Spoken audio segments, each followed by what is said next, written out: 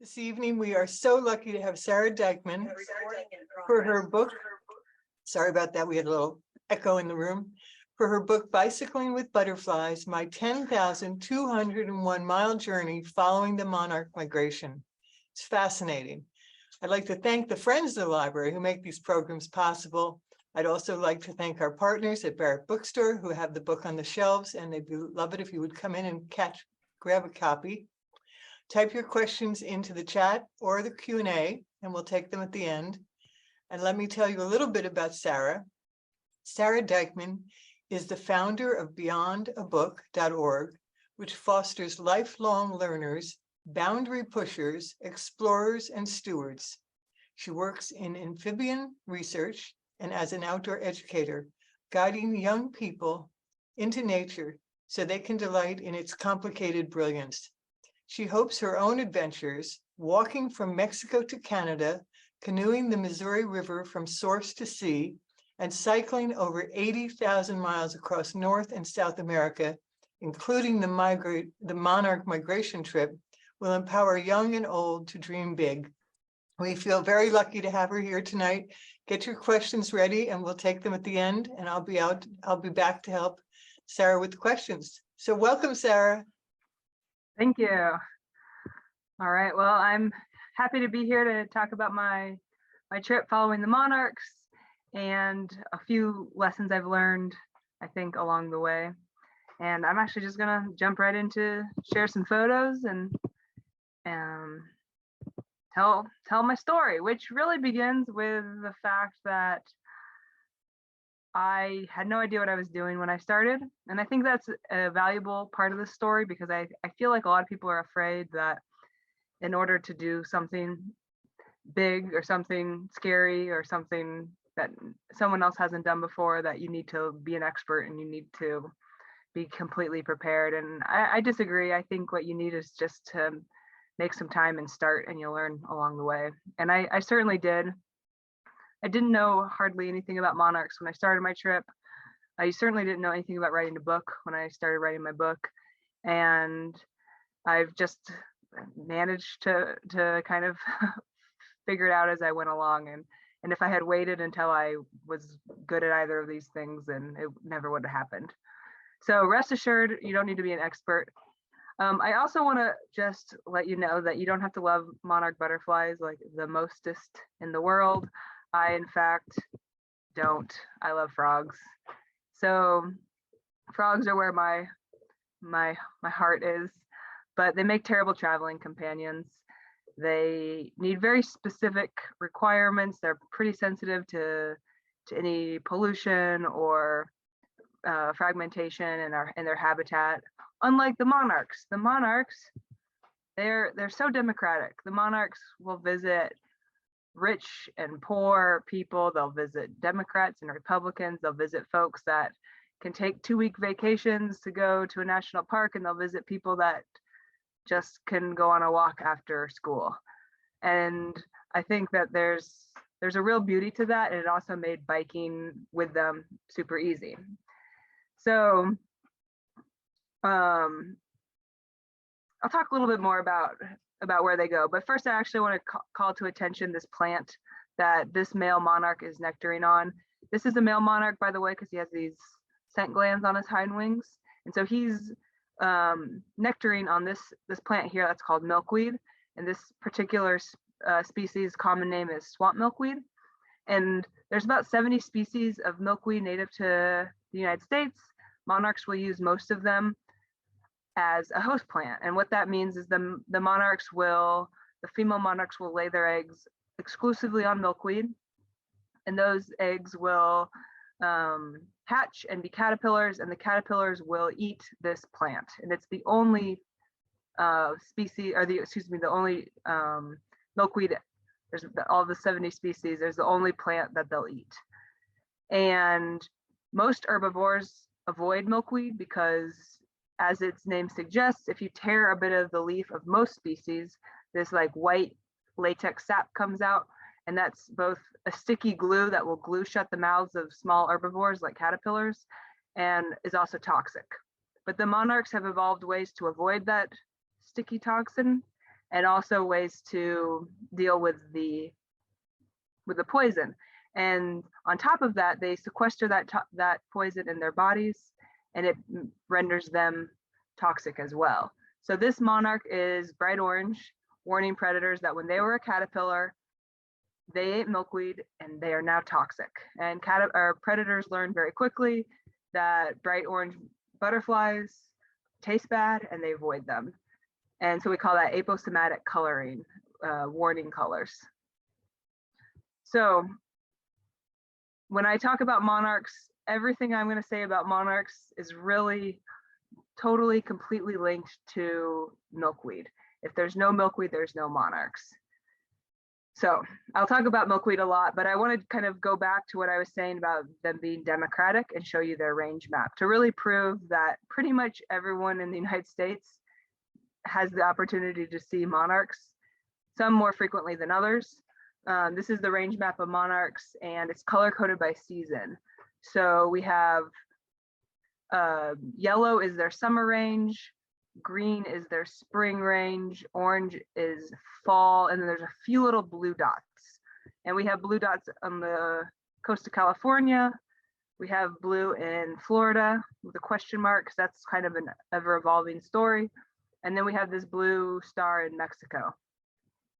You'll notice on the Rockies, there's kind of no color. That's kind of a dividing line. We don't tend to see them very high up in crossing the Rocky Mountains. So the Rockies essentially become a fence dividing these eastern monarchs, which live east of the Rockies, and the western monarchs that live west of the Rockies. Now, we often will say like the eastern and western populations. That's sort of a misnomer because they're not genetically distinct, which means that somewhere along this way, monarchs will cross back and forth and breed so that their genetics are linked, which hence we have this question mark of how we don't exactly know where that is often, but we will get some monarchs from California showing up in Mexico. So again, there's lots of questions that we don't know, but there's a lot we do know, and the more I know, the more impressed I am by the monarchs.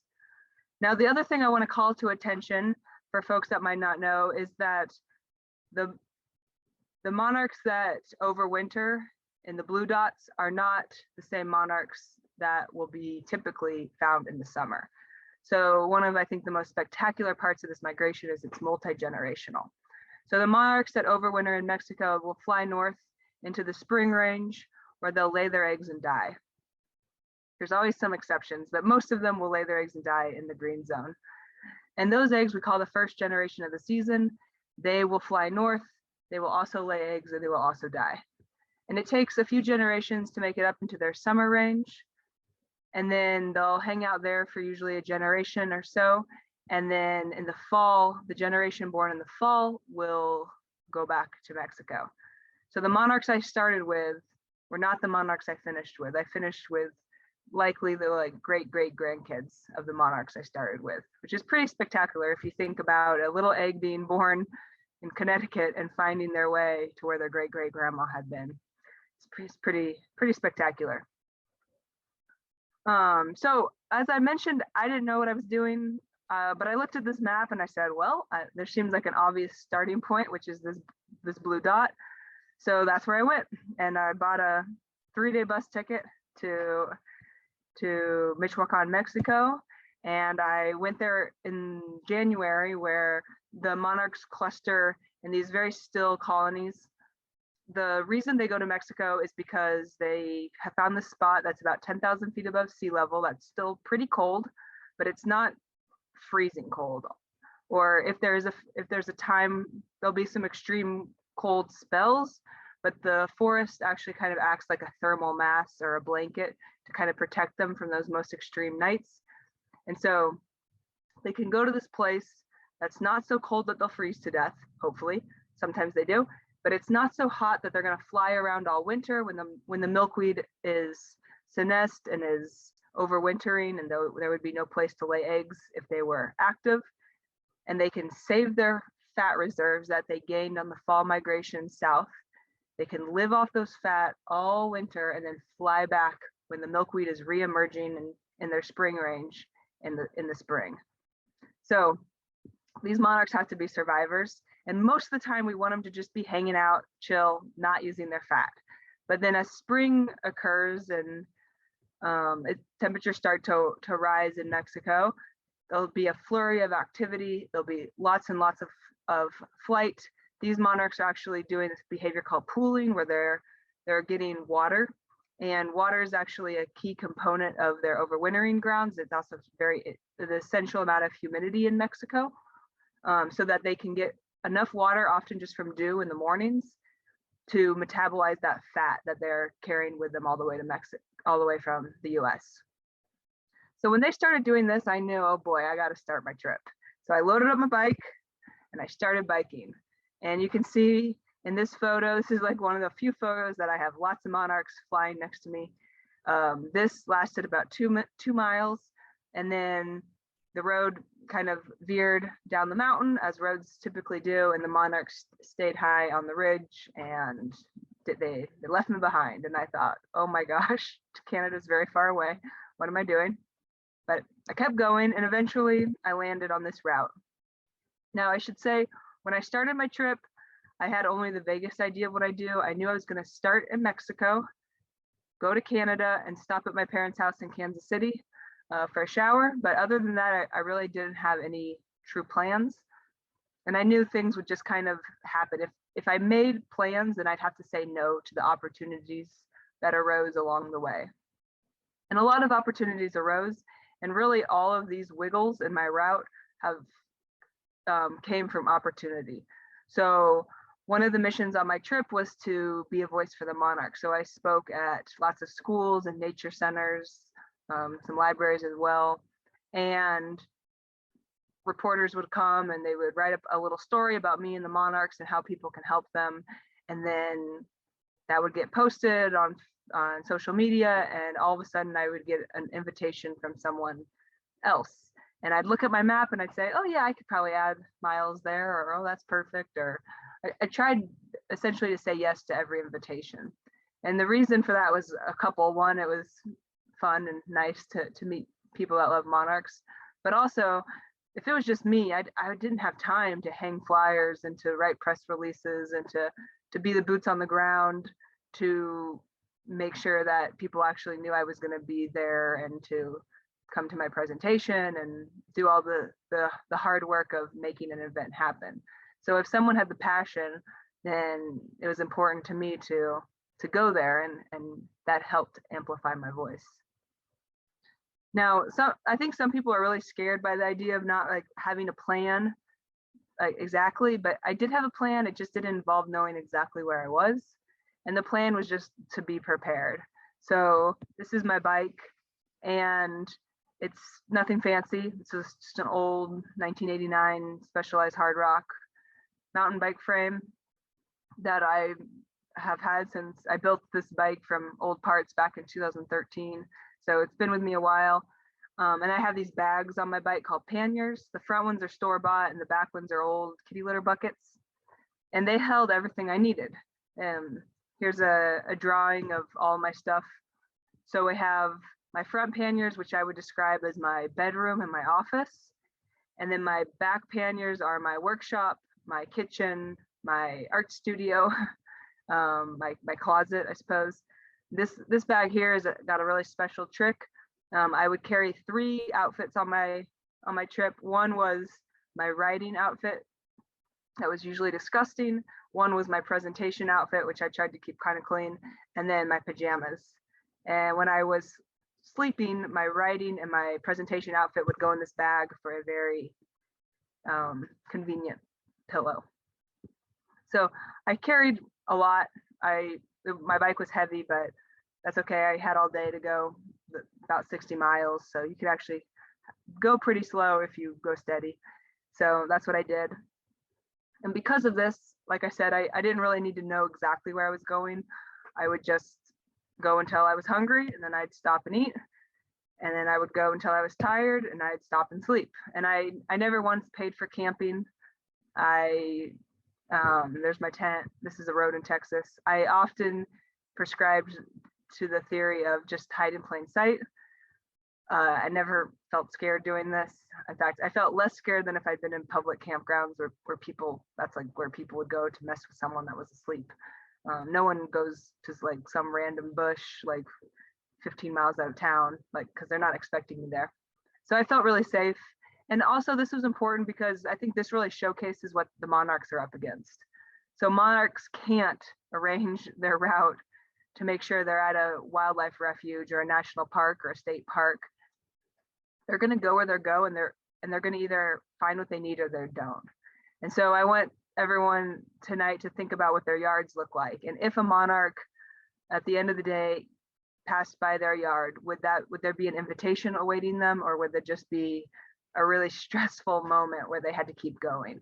And I know the feeling of the stress of not being able to find a place, and it isn't fun. So I hope that we can start to turn our yards into invitations so that if a monarch shows up, they have what they need and they can do their thing. So also biking and not having a plan allowed me to just stop whenever I wanted for little creatures, big and small. Like I said, I love frogs, so I stopped for every frog I saw. This little American toad wins cutest animal of the trip. Here's most beautiful, in my opinion. It's a rough green snake, completely harmless, but in my opinion, very beautiful. Here's scariest animal of the trip. Yeah, we both scared each other and we both ran away and we were both fine. But very beautiful. If you really take a look, skunks are amazing. I was joking about scariest. That was not the scariest at all. The scariest was 100% drivers. If you see a cyclist, just slow down a little, give them some space. It takes 5 seconds. I know it's annoying, but it makes a difference for the person on that bike. And so I had a lot of encounters with vehicles and drivers, and some of them were annoying and some of them were awesome. One of my favorites was in Mexico, and I saw this motorcycle, or heard him actually. It was a loud motorcycle, and I noticed, I could tell he was slowing down, and I really didn't want to talk to this dude. I just was like, I'm hot and tired, and I just don't want to answer the same questions that I have to answer 1,000 times a day. And I thought I might just like ignore him, but he stopped, and I said, just talk to him for a second. And then when I stopped, he said, hey, do you want some ice cream? And I was like, oh my gosh, yes, I do. And it was a valuable lesson in just remembering like to say yes to opportunities and to see that the story isn't in the miles, but it's in the random encounters along the way. So I'm grateful for this guy. It wasn't just roadside ice cream though. Fast forward all the way to Canada, I was also getting lots of invitations, like I said, and I got an invitation from like a friend of a friend, and she said, hey, do you want to stay at my dairy farm? And I said, well, that sounds good. And this is Margaret feeding me homemade ice cream from her dairy cows, and it was so good. And I choose the story of Margaret for my Canada ice cream story because this photo I just think is so perfect of her feeding me in the foreground, and in the background she's feeding pollinators. That's her backyard. And so just like monarchs need to have a safe place to sleep, that invitation as I spoke about earlier, we need to look at our yards and ask, like, are we growing the food the monarchs need so that they can complete this migration? And the food that they need is twofold. As adults, they need native nectar plants, which means any plant that flowers. And you want to try and get those flowering plants to flower the entire time, like from spring to fall, and not just for monarchs, but for all the pollinators that will arrive to your house. There's so many varieties, you'll never be bored, and they're as beautiful as any flowering plant. And then of course you need the milkweed, and the milkweed is for, well, when they nectar, they're a great nectar source for all sorts of pollinators, including adult monarchs, but those leaves are super important as the only food source of the caterpillars. So those two things in your yard mean that if a monarch arrives, they'll see your yard as an invitation. Now, before I go on more about monarchs, just have to make sure everyone knows I also had ice cream in the US. This is Erica and Lynn. I met them in Mexico, and they, where are you from, blah, blah, blah. They said, oh, we live in New York City. And I said, oh, I'm going to go there. And they know I'm kind of fishing for an invitation to stay, because I was kind of scared. I'm scared of cities. I don't like them. But I wanted to visit New York City and see what the fuss was about. And so when I show up 4 months later and I'm like, I'm here. Erica on the, I don't know, on the far side, if that's left or right to y'all, she offered me a place to stay, and then Lynn took us out for ice cream and a fish, which at first I thought that sounds like the most disgusting thing in the world, but you got to say yes to everything that feels safe. And I stole this photo off the internet to better illustrate how good the right decision was saying yes, because it's like this Japanese ice cream craze. It's like these soft ice cream cones shaped like fish, filled with like sesame flavored ice cream. It was really, really good. Highly recommend it. So again, saying yes helps. And I also put this kind of idea, this context of like seeing like these stories and these opportunities as gifts from the monarchs. So because I gave the monarchs 10 months of my life on this bike tour, they returned the favor with all these like stories of ice cream and meeting really cool people and just all these really great memories. So in a lot of ways, I think, wow, the monarchs are the reason that I got to have that ice cream. Now, it wasn't all ice cream. I spent most of the time actually riding a bike, believe it or not. And I had a lot of time to get good at spotting milkweed from 10 miles an hour, which is what I did 99.9% of the time, was just stare at the side of the road looking for milkweed. And when I'd find milkweed, I would look often for two signs that there is a caterpillar. Young caterpillars will chew like a U shape in the leaf, and then the milky latex will ooze out of that horseshoe shape, and then they'll eat kind of like the peninsula, the center bit that doesn't have as much latex. So if you find a U-shape white trench in your milkweed, you can start looking more for a small caterpillar. And then if you see little black dots, like in this photo, I'll zoom in. Actually, I'll just zoom in now. If you see these little black dots, that's caterpillar poo that scientists call frass. And that is like, if you see frass, you better be stopping, because there's probably a really big caterpillar on that leaf. And I stopped and I watched this caterpillar for probably about 20 minutes, 30 minutes, I don't know. Time was kind of irrelevant. And I watched them pick up their frass and throw it over the leaf. And my best guess is that I spotted the frass before I spotted the caterpillar, and I bet other predators, I'm not a predator, I didn't eat this guy, but other potential predators might also cue in to like, oh, I bet there might be an animal here. So I bet they were kind of trying to get rid of the evidence that they were there. That's my best guess. And then another really, really cool phenomenon that was happening is you'll see most of the leaves shoot up. In fact, this one leaf in the background has that kind of that chew hole circle, that's telltale caterpillar sign. But this particular leaf that the caterpillar is on is kind of bent down, and that's because they chewed the vein of the leaf right here, and that actually stops the flow of latex into the leaf so that the caterpillar can avoid that sticky latex poison and eat less impeded. So two really cool phenomenon happening. And if I skip back to that last slide, it's happening 2 feet from the side of the road. And I think one of the things the monarchs teach us is you don't need to fly across the world or go visit a national park to find really, really cool natural history and really beautiful animals. You just need to like slow down and look on the side of the road. And because I was always doing that, I just fell more and more in love with all these plants and animals that are trying to like eke out a living in the last remaining bit of habitat that isn't either poisoned for corn or mowed for lawns or paved for roads and parking lots.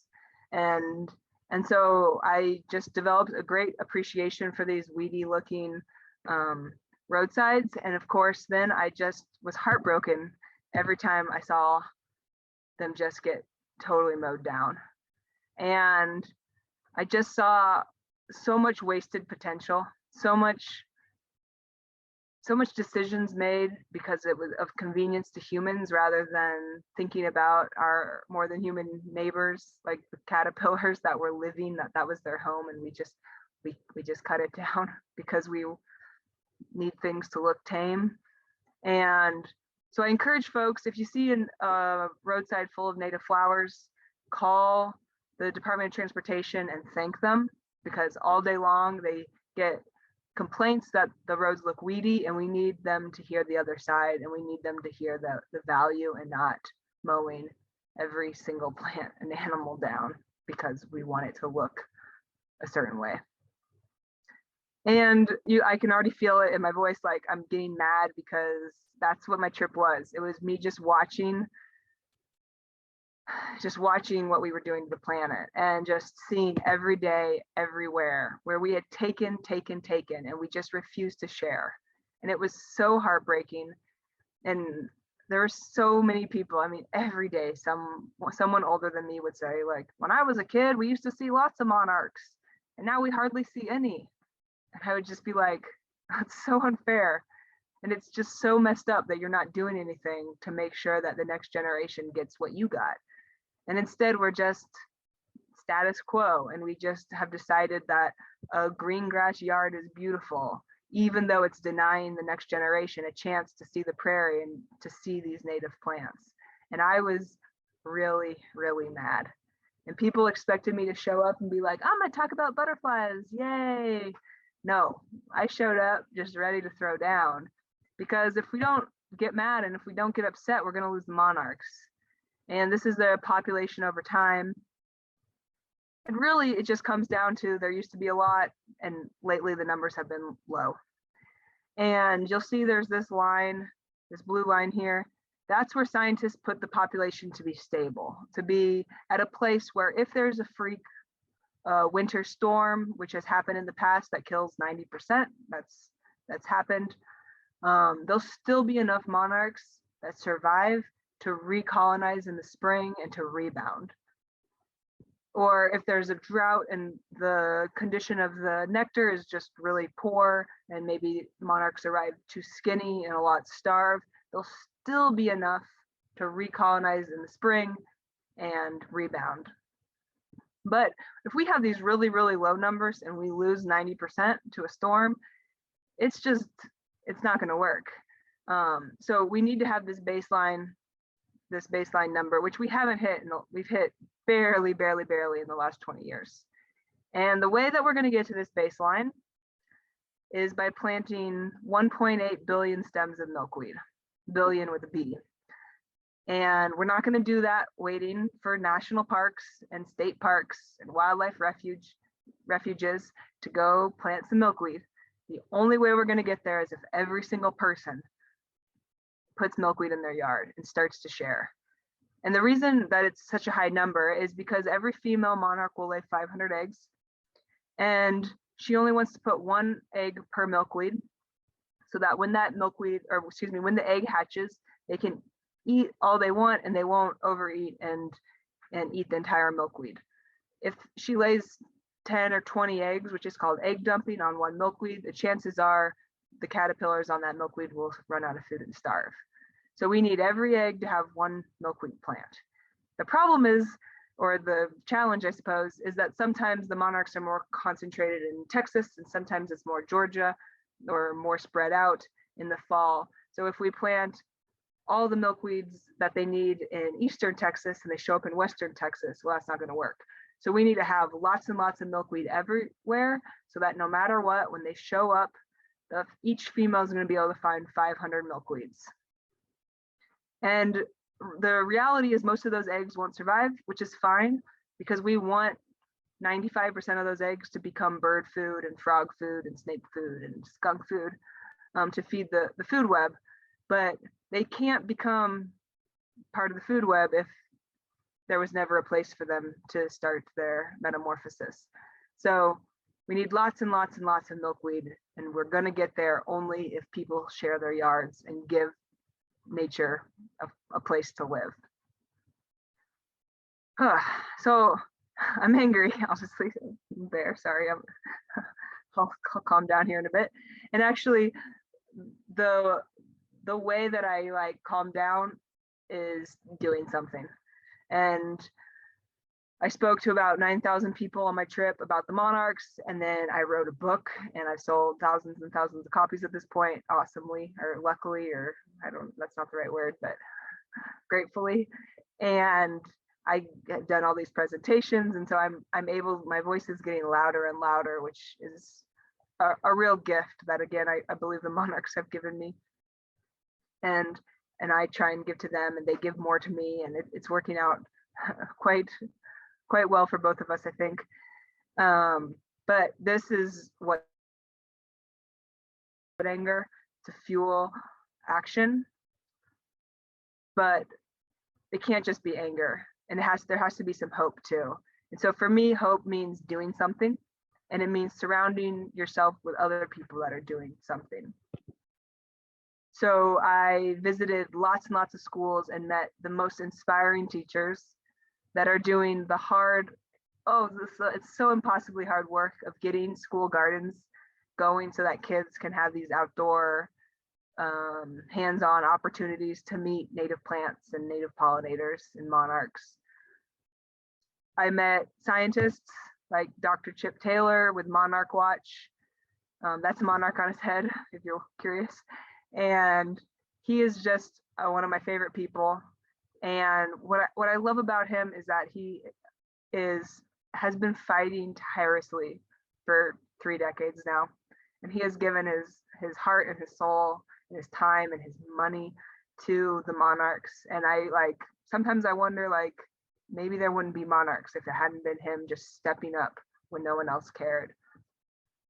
And I get so sick of people being like, oh, the young people give me hope, because I'm like, no, that's not young people's job. I don't want to look to young people for hope. That's not fair. I look to hope from the older generation that's leading the way and being the example. And I want to be the example for the next generation to show them there's another way. We can fight this, we can do something, we can stand up, we can care, and we're doing this for you. And so Chip for me is that person for me. I was also inspired by farmers. Here, the Niemans. I'm not sure what we're doing. Maybe flying like butterflies. I don't know. But Bill gave me a tour of their farm, excuse me. And his story is just so awesome. He started in Texas as a landscaper, self-taught. And there was a drought, I think, back in the 80s. And he was driving home one day, and all of the grass that they were planting, all these non-natives were dying in this Texas drought. But on his way home, he'd see these little flowers, and he's like, well, how are these flowers surviving without any irrigation at all? And that started him on this long journey of discovering native plants. And he has now along with his family and a small crew of people, grow native plants, or work with local landowners to harvest the seeds on their land and sell them through Native American Seed Farm. So very amazingly inspiring. I was inspired by a golf course. This is in Missouri, and it's such a good example of sharing and being creative. So we can have a golf course and we can have natives. It's not pick one, it's finding these places that we can share. And so this is the rough is just all this beautiful native prairie. People often ask what's my favorite nectar plant, and it's in this picture is the goldenrod. I love goldenrod, and monarchs love goldenrod. Every insect, I think, loves goldenrod. And then of course I was inspired by backyard gardens. I stayed with 68 families on my trip. A lot of them had native gardens, this is one of the first that I encountered in Tulsa, Oklahoma. And at first I was like, ah, it's a little small, but this is common milkweed, and the woman whose garden this is, Amy, said that she already has spotted 30 eggs on these milkweed. And so if only just one of those survives, that could be the difference between 500 eggs down the line, or maybe 5 more adults in Canada. And so it really does add up and matter. And it doesn't have to be a pure, perfect prairie. Like, you can have ornamentals, you can have a patio, you can still have some green grass for the dog and the kids. But again, it's about sharing. It's about finding a little bit of balance. But if you want a little less balance, which I'm an intense person, I like go big or go home. And this is one of my favorite gardens of the whole trip, from Nadia. And her front yard was just, it was so amazing. I bet I could have spent 4 days just crawling around and never been bored. Like, there's so much life because of Nadia there. And then even her neighbor had left this milkweed alone rather than mowing it, because Nadia had taught them that if there's no milkweed, there's no monarchs. And so being Nadia or other folks that plant these wild gardens in their yard, it can be really scary, and there can be pushback, and there can be even laws that say you can't. But pushing back and being that example matters, because we have to change what we think beauty is. And I 100% no longer see beauty in a perfect manicured grass. I actually just see, quite frankly, a lot of sorrow and sadness. But when I see these wild gardens full of walking sticks and butterflies and birds, it brings me a lot of joy. And we need to shift the paradigm. We need to see the beauty in this shared space. Here's another example of a front yard garden, native garden. It's a little bit, I think, a happy medium of grass and wild flowers. And this is Val's garden. And what she did, and I think it's a really good example of this, is she mowed a very stark border between the wild and the grass to kind of help differentiate and say, like, this was intentional. And then she had a sign too. And look, she has monarch proof, it works. And this garden was really fabulous. In our last fall, I returned to Val's house on my motorcycle this time, and it was in the middle of a drought, and her yard was a little crispy, but she showed me where like some milkweed was, and we started looking in the leaves, and we found this little monarch. And you'll see here's this white thing is actually the chrysalis that they've just closed out of. So this monarch is just hours old. And this monarch 100% exists only because Val made a decision to share her yard. And there were 2, we found 2 just closed monarchs. And there is a chance, I mean, I know it's small, but I love this. I love these ideas that one of you has seen a monarch this year only because this monarch was allowed to live in Val's yard.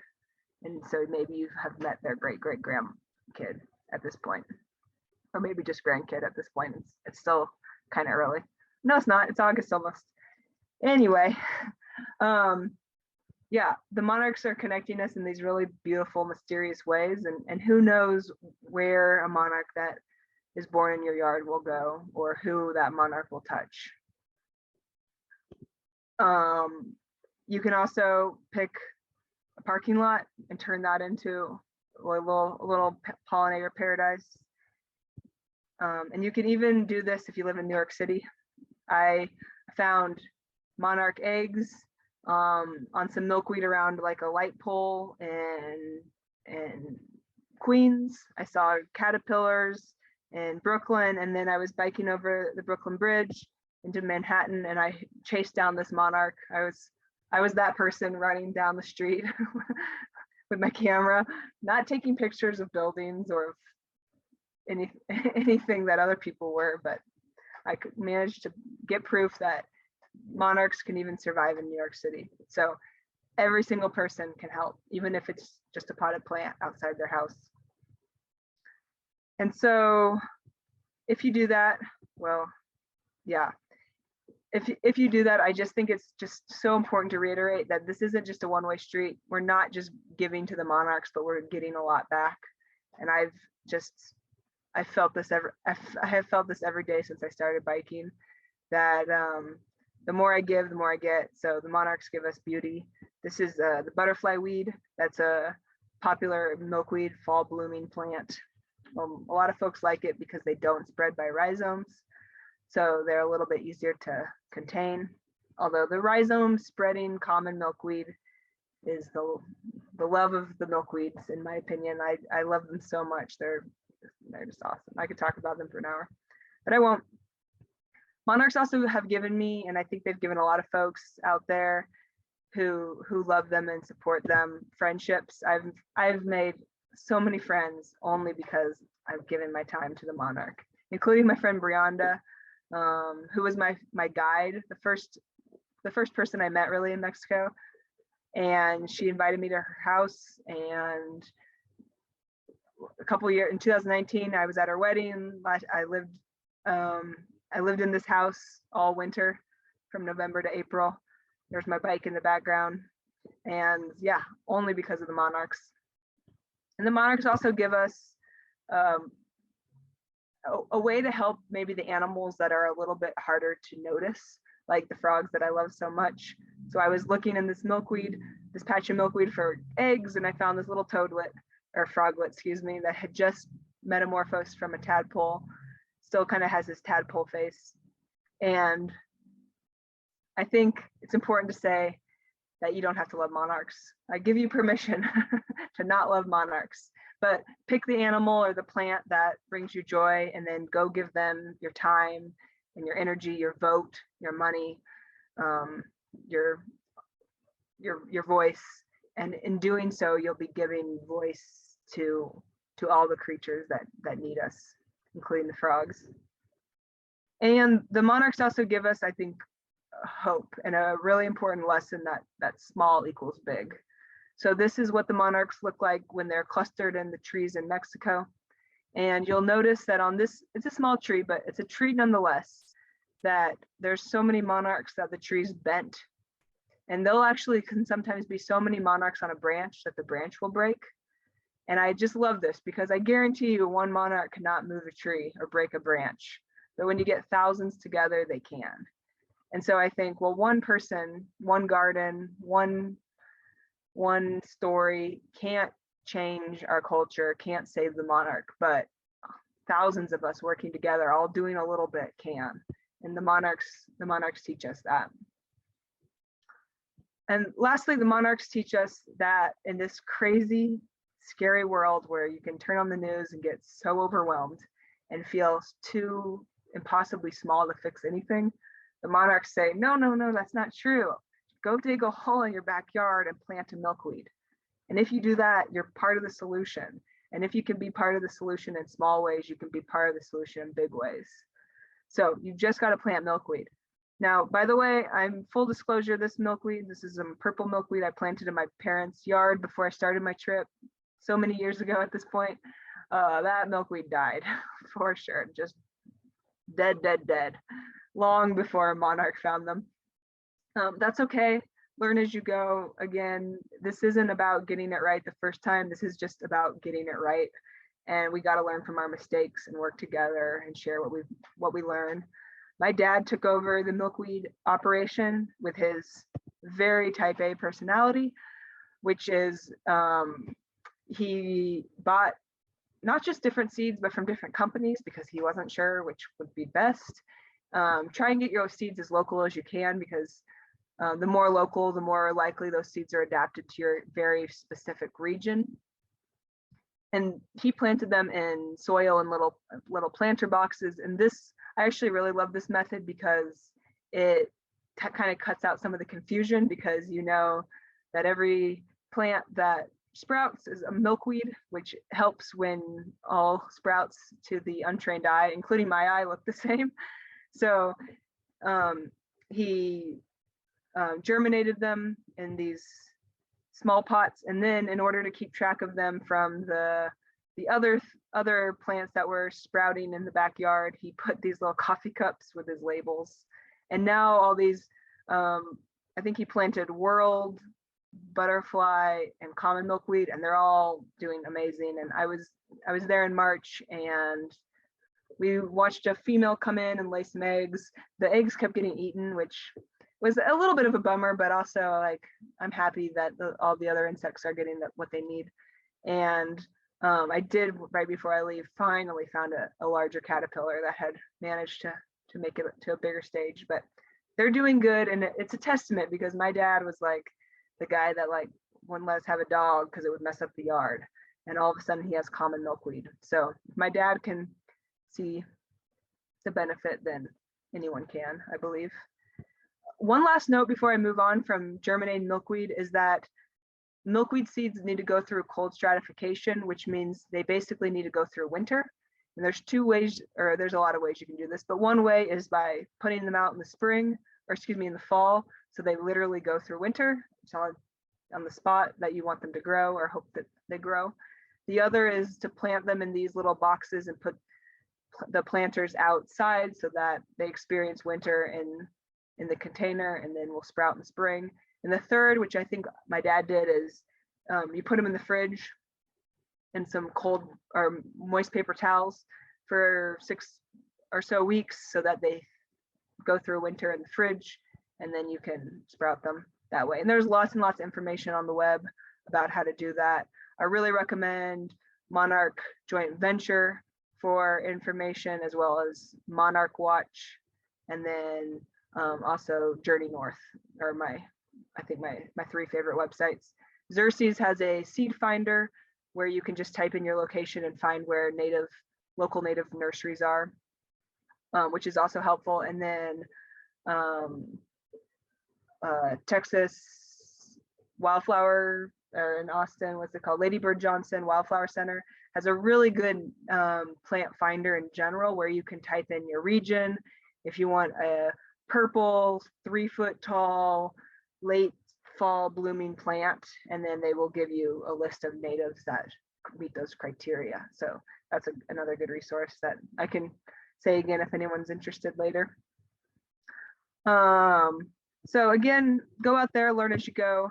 And if you do, you don't have to bike anywhere. You just have to let the monarchs come to you, and they will, which is just so rewarding.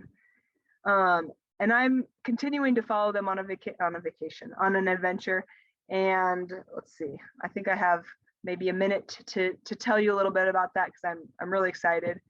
And I'll start it with a little video. Let's see if this works. And this is what the monarchs look like in the spring when they start to warm up. And you'll see they're all moving in the same direction down the forest, thousands and thousands and thousands of them. And we call this streaming. And it's been documented, but no one really knows why. Well, people say it's to find water, but I think it's more than that. And so in 2020, I invited 10 women to count monarchs from their homes, and 3 times a day, and I paid them 50 cents a count to help me collect this data.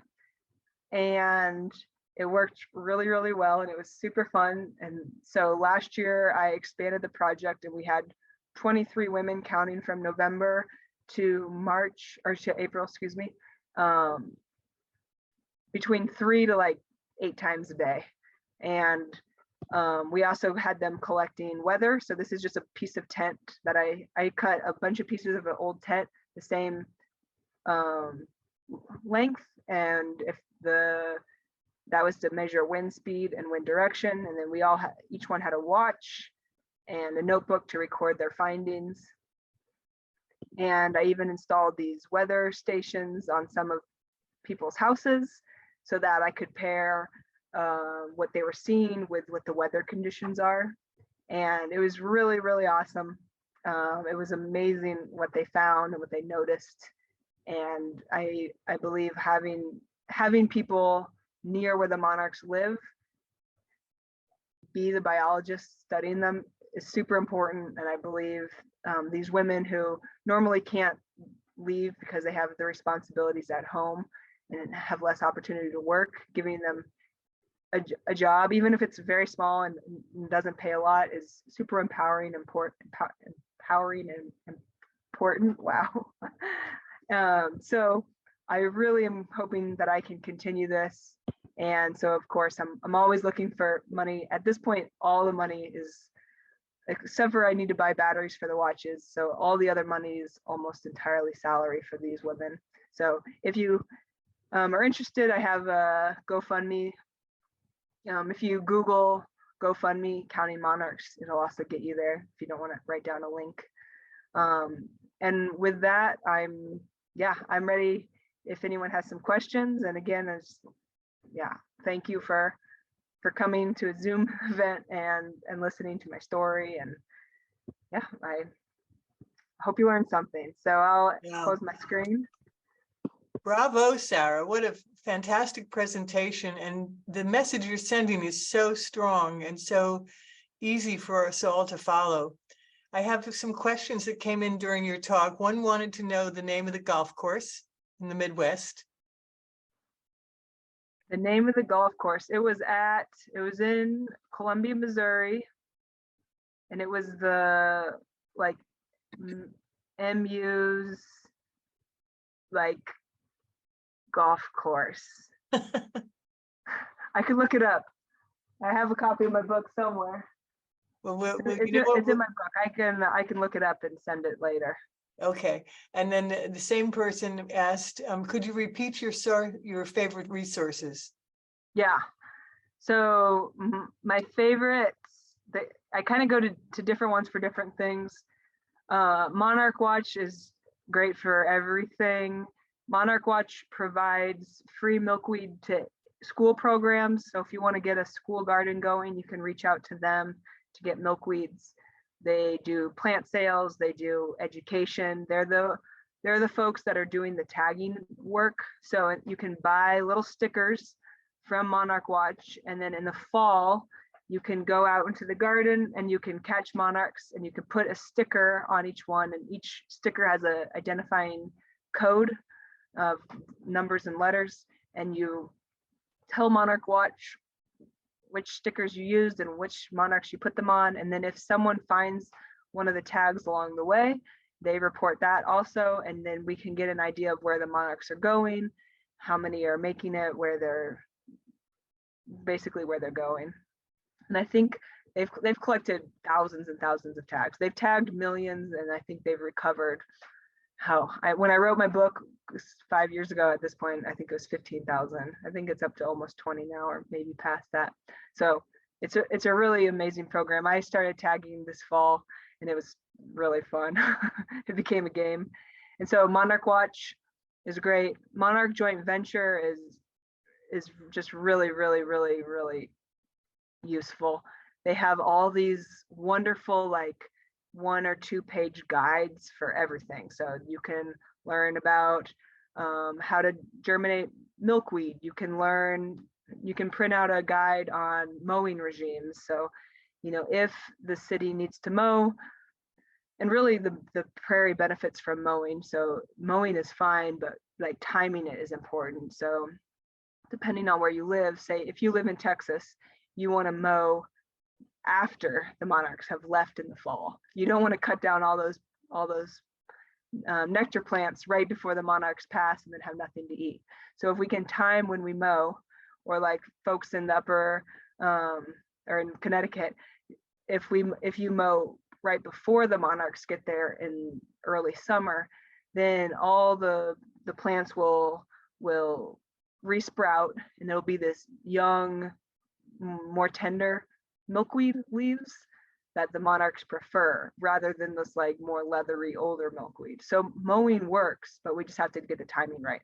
So Monarch Joint Venture offers lots of these really concise, really well crafted and well researched guides. Journey North, they do citizen science work, and if you spot a monarch or milkweed, you can record your sighting and give them that. And I actually used Journey North as one of the ways that I kind of planned my route. And one of the things I noticed was that it really changes year to year where monarchs are showing up, which gave me a lot of liberty to just go where I wanted to go. And they have a lot of really good resources for teachers and they have a lot of really good like small PowerPoints or just slideshows that are really geared towards kids. So they're super easy to understand and straightforward. And then Xerces Society has a seed finder. They're like the butterfly, like they are all butterfly conservation. But you can type in where you live and they'll give you a list of like local nurseries where you can get local native milkweed seed.